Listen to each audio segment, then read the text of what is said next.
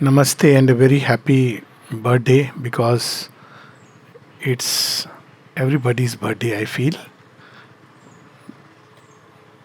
If the father would not be there, then the children would not be here. So, and yes, a very special day for us. It is Sri Aurobindo's birthday, and as a gift, India's independence was given to him. Thank you for those beautiful lines, Neil. I was deeply touched by the idea of independence and dependence. They are lines to ponder about and to live by. This idea of existing independently can only fructify in the real sense if we become independent of the ignorance and the ego self and become dependent on the divine, because thus we unite with the divine. And there is only one independence that's truly possible, and it is union with the divine. There is no other independence, all other kinds of ideas of independence, because that's how creation remains aligned to the ever unfolding truth of the Supreme. And I must also touch upon the idea which dear brother Narad just spoke about the boars, and the thought that came to me. Man has already disturbed the balance of creation as it was in the animal kind. There is no doubt about it. And the mother described there is a purpose why this has happened. And we can't go back to that old animal self. Let's be very clear. That balance has been disturbed. Just by preserving this here and preserving that there, we cannot go back to that. We have to go one step further. That's where she asks us to go to the next level. Not to go back, because that pristine purity of nature, where all creatures were in some kind of a harmony, that is gone. We can't go back a million years behind when man was still roaming in the wilds. To think of that is to really go far, far, far behind. This idea of going back to nature. That's not our slogan. Our slogan is go forward to the supernature. Because hidden behind nature, there is a supernature which is working and unfolding itself. And that's what the future is about. How we will get there, the mother's help is there. It's a journey. It has its challenges. It has its all the issues. But one thing we know is what is not to be done. I remember many years back, and I was discussing this on the way with Ramnaranji. There was a meeting in Delhi of people who were claiming to be pioneers of the New World. And one of them, I don't know how I was there, and one of them, he had named himself as Purna Swatantra. So sometimes we feel that because I have named myself Swatantra, I become Swatantra, free of everything. So he made a very interesting, strange remark. He said, all that is okay, you people talk about Sri Aurobindo, but Sri Aurobindo is gone, that is past now. We have to carry the work forward. So I couldn't but feel amused and say, the mother has said quite the contrary. She has said Sri Aurobindo is the future, advancing towards its own realization. And I added in a sort of like a remark full of pun. I said, what he is saying is, as he is moving into the future, catch me if you can. And he is moving so fast that you cannot see him. It's like, a star vanishes. The mother once said that I am moving very, very fast and you people cannot even catch me, cannot even glimpse. So why we do not see Sri Aurobindo and the mother is because they are moving very fast toward the future. It's a big challenge to catch up because they are the future. And when they use the word future, normally we think of future with either a linearity or in a circular motion. By circular motion, I mean time moves up and then comes back down. So things which manifest, then again they are destroyed and broken. Like the cycles of Pralaya. Or we think in linearity, whatever happened in the earlier was past. Today is present, tomorrow is future. So the Vedas, the Upanishads, the Gita are past. That's not how future is understood when we speak about creation from the divine point of view. We have this idea of the Ashwath tree, which draws its nourishment from above. It's the cosmic tree. So things enter the cosmos and then they enter into a whole cycle. They change things in a new way, different combinations. But where is the future? Future is not yet in the cosmos. I'm talking of one particular cycle of civilization. It is hidden in the transcendent. That's how it is described in the Vedas and the Upanishads, that where is the future? It is in that state of Purna Pragya where the seeds of creation are. From there they enter into Hiranyagarbha, the eternal dreamer. And then from there they enter into the Jagrat, the Virat. And it happens to us also. How do things begin? They begin, suddenly there is a new idea which enters us. Before that, our future is based on our limited understanding. There is a bee, which stings very badly, and there is the flower, which smells very beautifully. And our idea of future is pluck the flower and kill the bee, because it stings. But the divine idea of future is bring them together and create honey. Honey is the future. And look at how it is. See how nature can teach us, because there is the supernature hidden behind. We're talking about this, just now Brother Narad was hinting the shadow and things to come. Look at this marvel in nature, that there is the bee that stings very badly. If you never get bit by a honeybee, it's an emergency, by the way. On the other hand, there is a flower. It can do nothing except give you beautiful fragrance. But when the two come together, there is the honey, which is something very strange. That's how future is created. Look at the story of Sagar Manthan. There are the asuras who are out to destroy creation.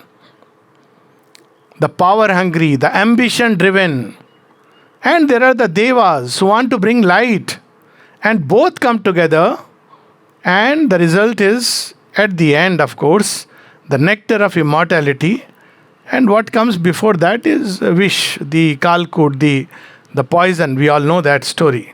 He who doesn't have the capacity to swallow the poison and hold it in his neck is not the adhikari, cannot become the claimant to the nectar of immortality. How interesting it is.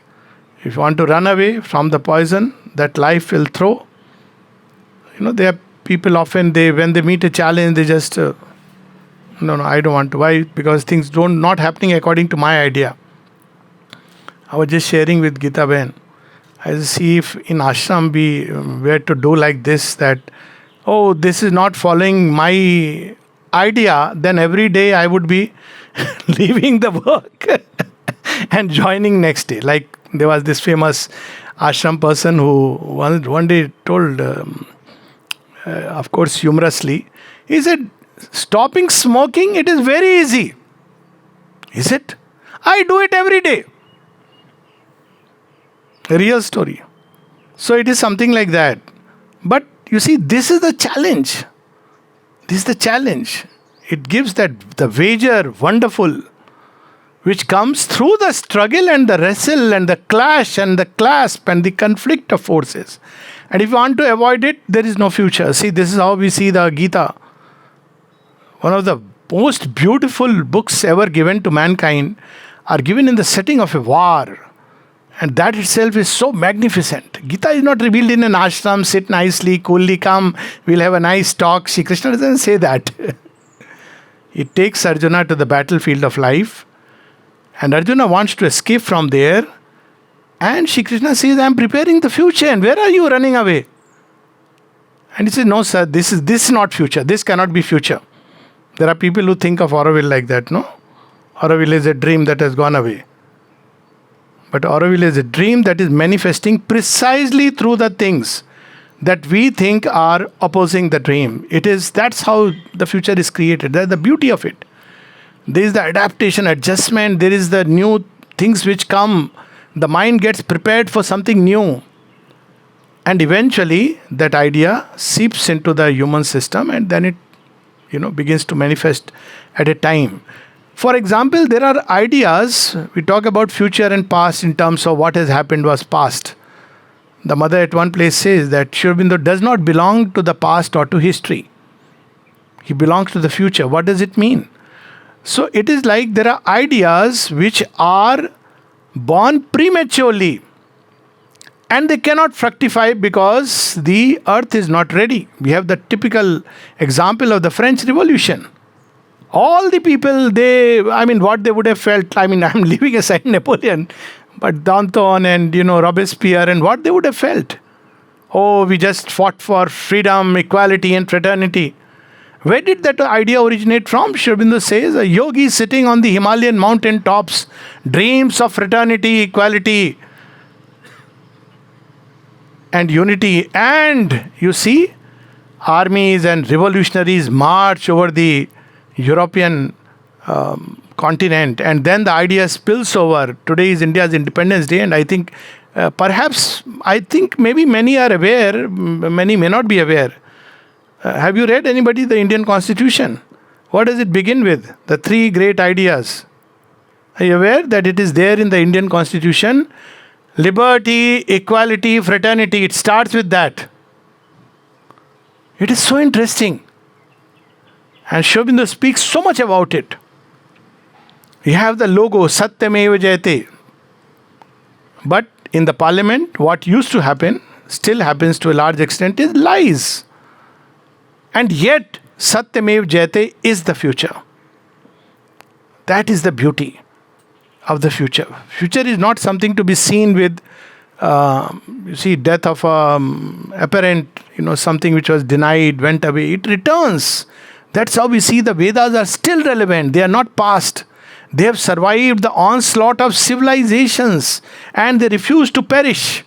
They refuse to perish because they contain in itself something that transcends time. That's why I love this word, Sanatana Dharma. And it is that which connects us to the future. What does it mean? That within the cosmos, there is a movement. There is a dharma given for a certain cycle. Dharma is the law of unfolding according to which things are moving. And if you try to imagine the future based on all this, you cannot conceive. There is no way one can conceive. But then the future is held back in the eternal. And suddenly he lets slip one little drop of the future into the cosmic consciousness. And it is so powerful. It begins to change things. Things begin to stir. Like sometimes a little drop of something beautiful, not sulfuric acid, but just a drop is enough to suddenly change the entire organization of things that are around. So future comes from beyond time. That's what I'm trying to say. It's not in terms of time. It comes from beyond time and it enters into the realm of time. The realm of time is the cosmic consciousness. Several time-space domains are there and we need not go into that. Where it goes through cycles, comes back, goes back again and again. But the future belongs to something which is beyond the realm of time. Sanatana. Shashvat. What words these are. So from there the future comes. And when it enters, it begins to set everything into a new rhythm and a new motion. So what happens when things are set into a new rhythm and a new motion? The old things are disturbed. They better be disturbed. You can't. This idea of living forever in comfort zones may have been very nice in the 60s when, both India and America, on one side there was the idea of a new world because some idea was caught. In India it took the form of those sentimental songs that, a world where all will be griefless, very nice. Aaj chal ke tujhe main leke chalun ek aise gagan ke tale. But that just because something has come and is beginning to disturb. That time nobody knew that the world is going to change so drastically. People just felt the rumblings, murmurs, 60s.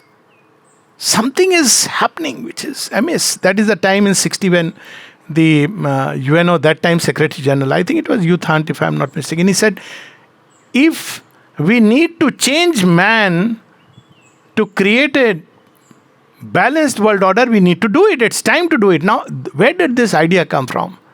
So where does the future declare itself? First, it declares itself in the thought and aspiration of man. So all of us who are here, for example, in this mother's garden and the mother's larger garden that Auroville is, and one day that this world will become her visible garden house. That's how in Savitri we have those lines. Where does this future declare itself? Not outside through the beating of drums, very gently. As Sri Aurobindo says in Savitri, a stealth of God compel the heart to bliss. Where was the future when all the great tyrant kings who were dominating India at a point of time are Aryavarth? India is much later.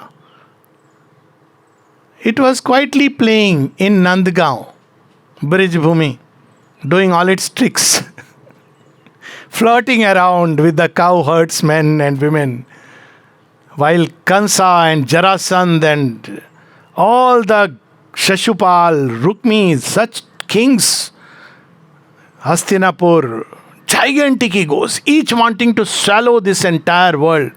But where was the future? Quietly sitting in the lap of Ma Yasoda. And there is a nice little story about it. So the story goes that once there was a lecture given by Durvasa Rishi around Govardhan Parvat.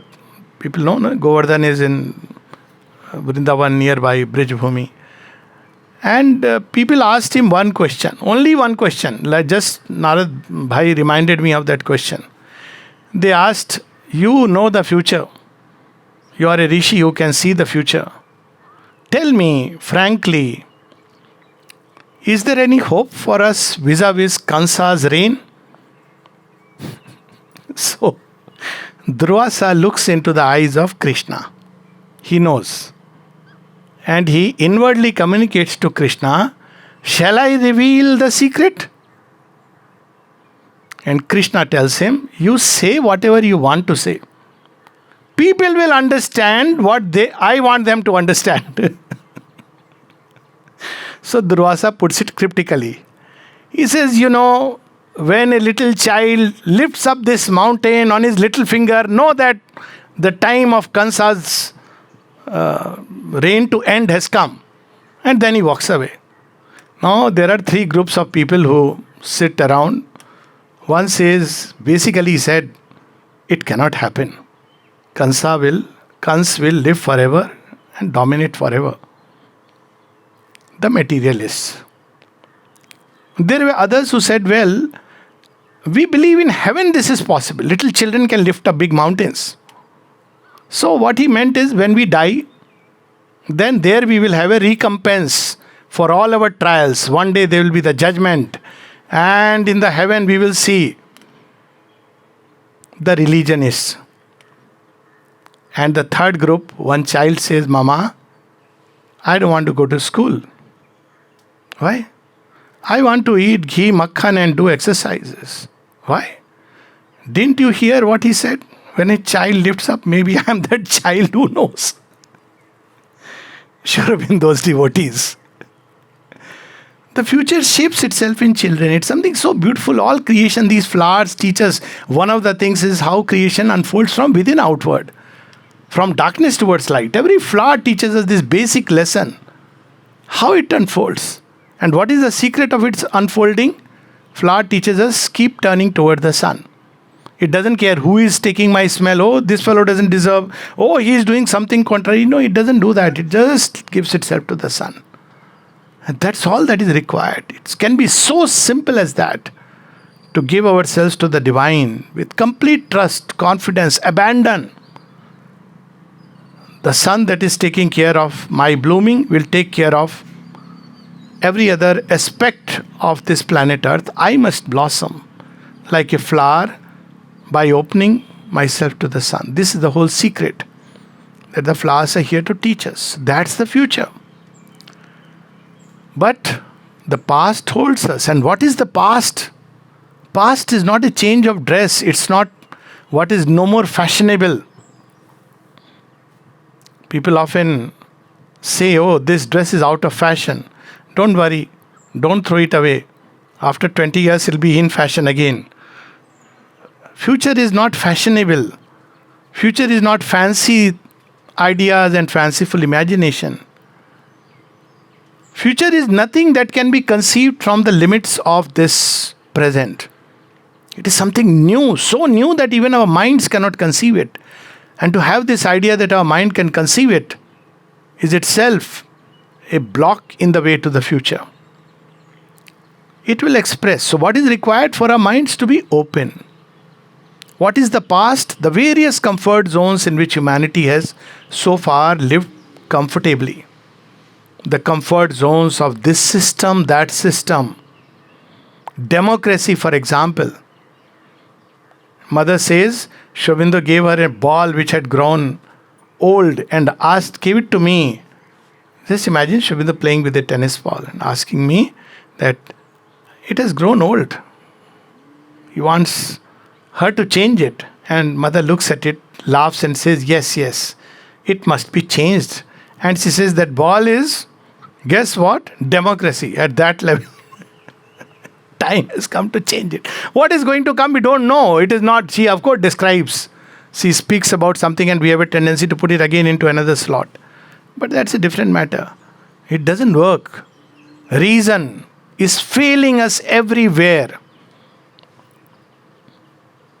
Our own life has not run according to what our reason and our parents' reason and our grandparents' reason would have imagined it to be. Sudden turns, unexpected things, that's how the future is made up of. So what is this future which is going to unfold? Comfort zones of ideas, ideologies, religions, none of this is going to save us. It has done its bit and it's gone. Its days are over. So what should we do? It's something beyond conceptions. All these systems, constructs, this ism, that ism, communism, capitalism, all these, they are not going to help us. So what is going to help us? And she has told us something very simple, beautifully described in Savitri.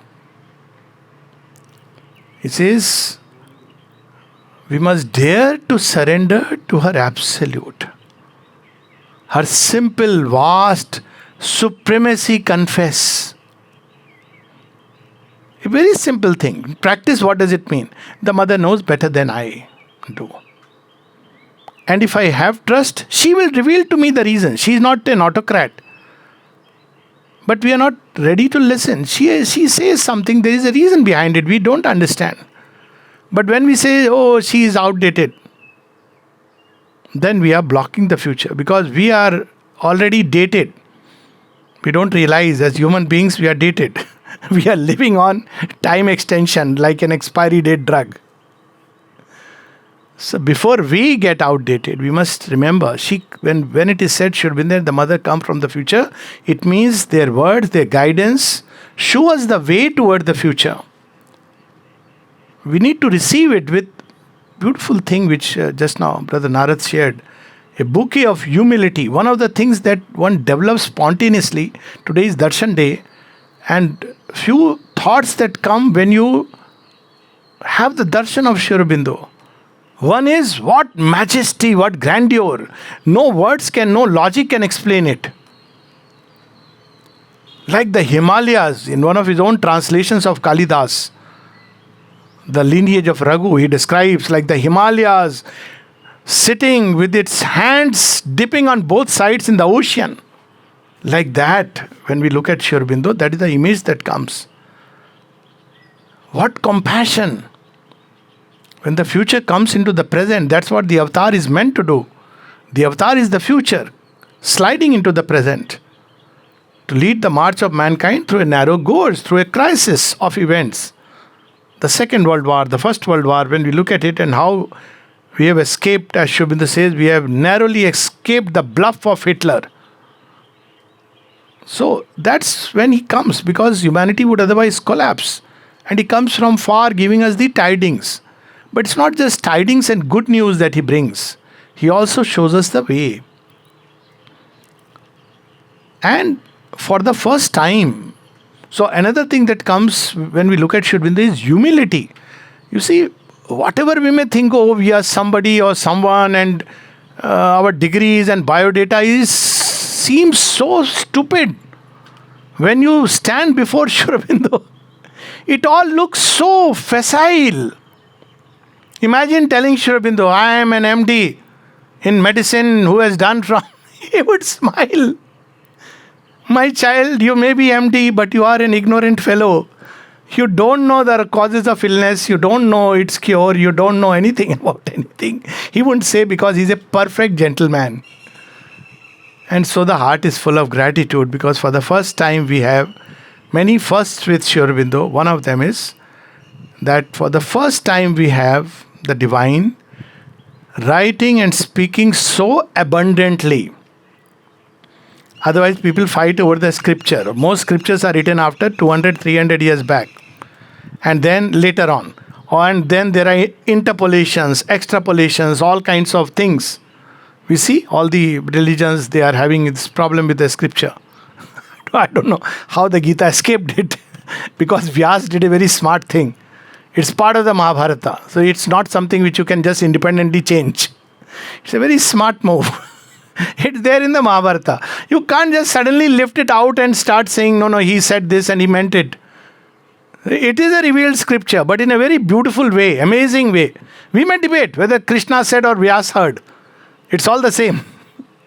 It escaped. It's one of the scripture. No other scripture escaped. Even Mahabharata, people have tried to, the extrapolations. Ramayana, we know, Valmiki Ramayana. But Sri Aurobindo didn't want to take any chance. So we have 35 volumes. And with the mother, 30 volumes or 31 volumes if you include the, agenda writings. So now, and many others. So they have shown us the path with such clarity and detail. I just can't imagine. When I read it, the first response is tears of gratitude. And then they have left us free. Dangerous freedom. You want to follow? The same thing. All divine beings do that. Shri Krishna at the end of everything tells Arjuna, I have said what I had to say. You are free to decide and choose. So what they have left with us is still our choice. They have not snatched our choice, this fundamental right. So what happens? We may choose wisely, and for that they have given enough hints. At one place, what does Sri Aurobindo speak about this path? He says the mother is the destination and the mother is the goal and the mother is the path. How simple. Another place he says, no. What should we know, sir? You're not saying no about the supermind and how it operates. He says very simply, know that the mother loves you. And you are the mothers. Base your life on this one single truth. Can there be anything more simple? Can the path be more simple than this? He's not saying love the mother. We can't love even human being. We can't even love our objects which are at our disposal. Poor fellows. Forget about loving the divine. When somebody says, I am doing bhakti of the divine, I say, oh my God. It's only when something of his love spills out of us, then we can say bhakti is born. Bhakti is not something born in the human heart. Comes from the divine, touches our core. We are filled with that love and it spills over and we call it bhakti. But the original lover is only one.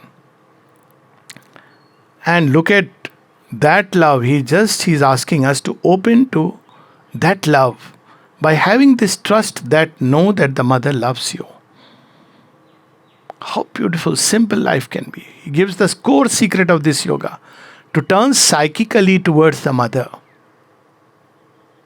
Psychically. It makes the straight response. It doesn't go by appearances. And then the mind becomes quiet, because unnecessarily we are all the time fomenting trouble. This is like a steam boiler. People have to, after some time, let out the steam. And they let it off through eyes. There are several, like a steam cooker. So through the eyes, look at sometime their gaze and looks like, oh my God. He's so angry, he doesn't realize. And if you tell them, why are you so angry? I'm not angry. So you know that, okay, you're not angry, fine. Or they let it off through facial expressions, and worst of all is speech. Even action is okay. But speech is something you can't know. You don't know where it has hurt. You don't know where is the arrow, where to take it out. And it continues to remain for years. Years. I have seen this. And sometimes you have to take a lot of effort and sincerity to pluck out one thorn, which is still in the flesh somewhere. And when you think about the person or see the person, it somewhere tickles. And to take out that thorn, that's how words can be so. So the steam is released, or sometimes the eyes also, but then it fills up again because the boiler is on. But the right way is to release it upward, to turn it toward the divine, to cook the dish for the divine, offer it to the divine. Then the future unfolds, because the key to the future is with the mother. At one place, somebody asked, Sri Aurobindo, Nirodha asked, people are saying that, well, now that the supramental force is here, or will be here, when the supramental force is here, so then they can directly open to the supramental force. After all, it's a force. Sri Aurobindo says, very dangerous proposition. Theoretically, yes, but all who have tried it have landed into a copper. Because in fact, he says, you have to open to the mother and the mother only, not even to the force. These are his words. Force is impersonal. Even if we were to open to the true force, 99% it won't happen. When somebody once asked the mother, I think it was Pradyodha, that in Bengal there is such a problem, this problem. She said, yes, but that's inevitable because Bengal rejected Sri Aurobindo. That time Didi's rule was not here. Didi has come now, even before Didi. You see, that's a fact. Bengal eulogizes Sri Aurobindo, but in practice, nothing of Sri Aurobindo is there as far as the governance of Bengal is concerned. Why that? India, as we could equally say about India, now we have at least admitted, accepted. Otherwise, 10 years back, there was nothing of Sri Aurobindo, Independence Day, anything. So at least one step forward, slow, snail speed. But whatever it is. So he said, Mother, but you are there. She says, yes, my child, but I have given the charge to the supramental. It doesn't care. It is truth consciousness. If you fool around with it, it's a consciousness which is so mighty, so tremendous, so prachand. A few degrees the sun upscales its temperature or lowers. We had it. All life can go to a grinding halt, just a few degrees. That's all it has to do, nothing else.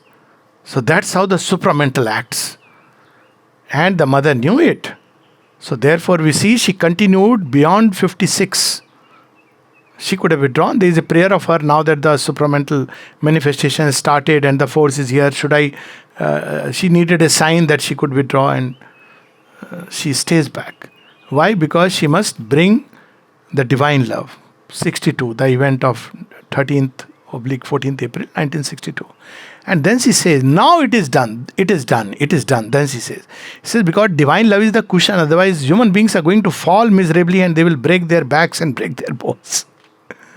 But divine love will still shelter them. At the core of everything, this divine love that has been activated. But how beautiful if we can just open to this divine love in a very simple, beautiful way. And the best way to open to divine love is by love. In one of the passages, someone asked the mother, you see, it's a paradox, and this connects even with this story. Mother, it is said in the Dhammapada that we should love even those who hate us. Isn't it, Mother? Feeling very great about it. That's how this, we should love nature, we should love this, we should love that. Mother says, my child, all that is okay. But what about loving someone who loves you? Hates you is later on. Theory. But somebody who loves you. And then she says, isn't the divine pouring his love? So we won't love the divine. Why? Because it is sentimentalism. But we love everything else in our own ignorant way. Isn't it a paradox? We don't even know how to love. Love without wisdom can be as dangerous, very dangerous. To love truly, to love divinely, that is the future. We love the past, we love our ideologies, we love the baggages that we have brought with us. We love all the things that have gone in the past. But when it comes to the future, there is a resistance. Very strange. If you analyze, I have seen so much.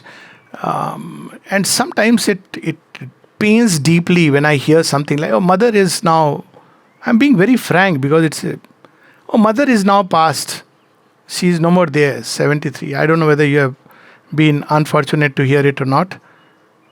But something like a fire burns here. And I've heard it even some devotee who said, when mother was there, so once I had to stop the person, very well-known person. I said, please don't say that. So she said, no, you won't understand. I said, I very much understand what you are saying. You don't understand what I am trying to tell you. And then I had to explain this thought that the mother was never occurred to any of us who were fortunate enough not to have her darshan with these eyes. To us, she was always was divine, and the divine never dies. And she said, no, when we were there, this used to happen. I said, even now, she takes care in every small detail. Every little thing, she takes care. So should I go by my experience or your physical vision that, she was there and then 17th November 1973. That's why I don't like many of these standard biographies. She is eternal. And she says, there has never been a point of time when I was not there upon earth. And what were they doing? They were carrying on the evolution. And this is always moving further and further. In one of his aphorisms, Sri Aurobindo hints that, see, during the age of Mahabharata, Shri Krishna sat on one side and there was the opposition on the other side. And he says, who knows when he comes again? He may be on a totally different mission and a vision. And we may be looking for, he may look into sit on a world chariot. And we may still be looking for a limited side. At one point, mother says, if you are taking sides, you are in the falsehood. There are no two sides. There is only one side. And what is that one side? The divine. Whatever helps the divine manifestation in our little way, in our small little way, let's do that. Let's do what we have been told to do, each of us in our own fields. And that is how the future will come closer. Not through debates, discussions, analysis, engaging into a kind of war. We have seen enough of that, and we are still seeing enough of it. But wherever we are placed, in the whatever humblest of positions, just to remain open like this to the mother, receive her inspiration, and to continue to do that. What happens to others is not our concern. If we can follow this one simple advice, collective life will become so much better. People will do what they have to do. The world forces will unroll the way they have to unroll. To every action there will be a consequence and a reaction. The reactions may be good, the reactions may be terrible. It may be Kali's blow, it can be Lakshmi's gentle sweetness. Leave it to the world march. It has its own ways. Yes, of course, if I am caught in the war, I have to fight. If I am there, right on the chariot. But be sure that Krishna is with you. We should never say, knowingly or unknowingly, I hope God is on my side. We should say, I hope I am on God's side. And I think that is what opens the door to the future. This little change in us. Nothing much is required. This little change. Wherever the ego comes, he says repeatedly for the future, tell the ego your hour is gone. It's so easy to recognize the ego in the vital and the physical because the mind can watch it. But very difficult to recognize in the mind. My idea, my opinion, my viewpoint, according to me, things should happen. If they don't happen, the ego gets hurt.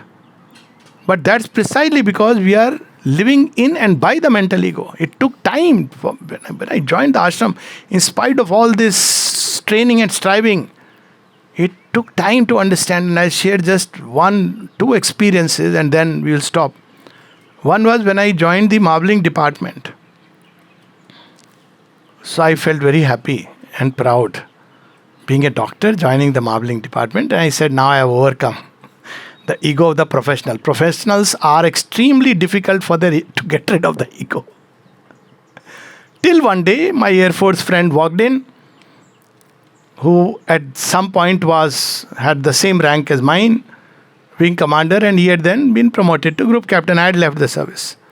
So naturally, he came and he was shocked to see me in the marbling department. He thought I have come to buy the saris and buy the things.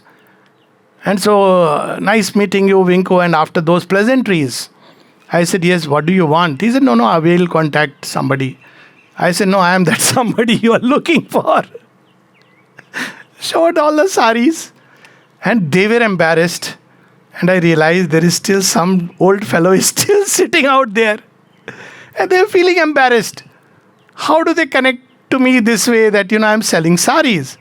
So then I had to quieten them and say, I am not just selling saris. I am doing mother's work. You would understand that when one does mother's service, it's a very different thing altogether. One can sell saris, one can cut grass. Whatever one may do, it's a different world altogether. Well, they didn't understand. That's a different story. After that, the second experience was, it took another turn. So when I went to our nursing home, I had worked in one of the centers and 2-3 centers. And I must clean the photographs myself every day. All the photographs. So I started putting stool on my own. I volunteered. Main karunga, nobody is required. So I started doing very happy, joyously. At last I found the place where I can just be myself fully.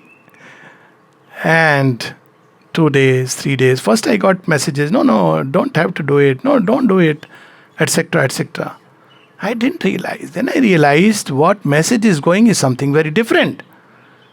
The message is, he is showing off how much of bhakti he has so that he can take the lead and step into somebody else's chair. I said, thank you so much. I back off. I don't want to do that. This was not a work which was given to me. It was a work given to somebody else. It was not a work given to me. So I realized what nowadays we hear, कायदे में रहो तो फायदे में रहोगे. Be within wherever she has placed us, there we should be, and do it beautifully and opening to her. And then over years, this thing gets into you. You slowly realize the world will be what it is till it has its own process. It will change. It's bound to change. But we don't have those mechanisms and the tools. Mother spoke of collective harmony as a thing that only the divine can realize. It is the future. We don't know how to put a honeybee and a flower and artificially join them together and bring out artificial honey. There is nothing like that, like artificial intelligence. We don't have because we don't know the intent that drives creation. And only the divine holds the intents. And by stopping things on the surface doesn't help because the intent will still come up. So while the world march goes on, sometimes it may be very frustrating, and we must remember those lines from Savitri. How shall the end be vain when God is guide? However man's flesh may tire and his will, however man's flesh may tire, a conscious will prevails over his choice. And that conscious will, the divine will which is operating in creation, has brought out of itself or herself this new element, this new substance, this new energy, this new power, this new force, which is now operating in this creation. And people speak about one Auroville. Whether the dream is working or not, let me close with a paradox. There are many, many Aurovilles I see springing up in the world at so many places.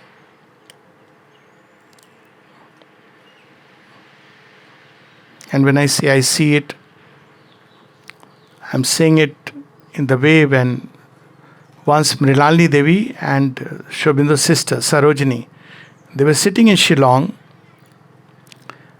and suddenly Mrilalini Devi remarked, how beautiful this city is. If you sit on the upper tier of Shillong and look down, you will see those 3 tiers, cities in several, like Aizawl. Those who have been to the northeast will probably understand. So suddenly, Sarojini remarked, such a beautiful city. Sri Aurobindo's wife, Mrilalini Devi, says, you don't know.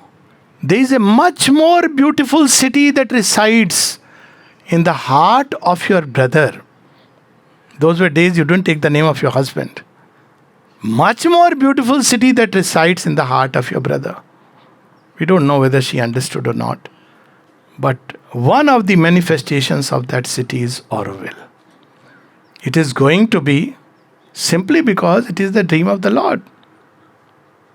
How? When?